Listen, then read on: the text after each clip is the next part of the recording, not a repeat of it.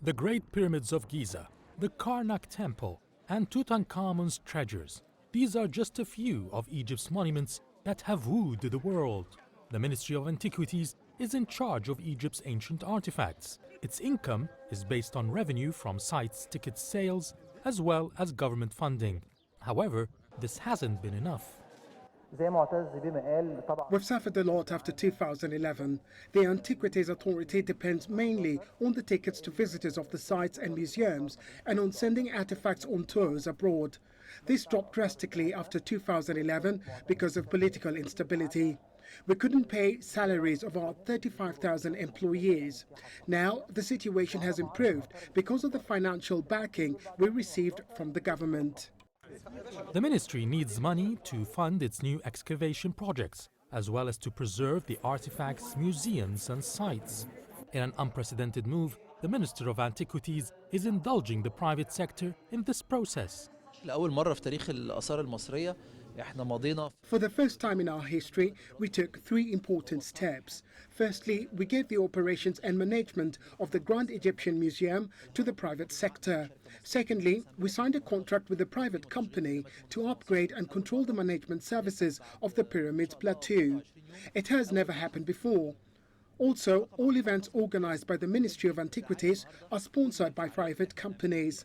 The ministry is not paying even £1 for any event. The private sector will not only be a sponsor or service provider, but a partner as well. For the first time, there will be a partnership with the private sector in a museum.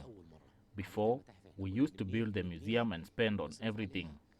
Now a businessman has built a museum in Hurghada on the Red Sea based on our specifications.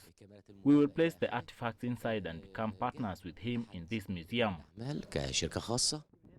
Officials are also adopting new sources of revenue, not just ticket sales.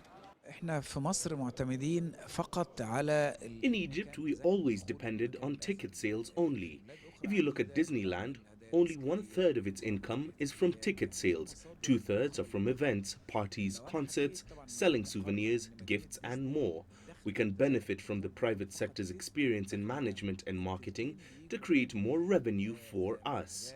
This revenue will help us fund new excavations and unearth more Egyptian treasures.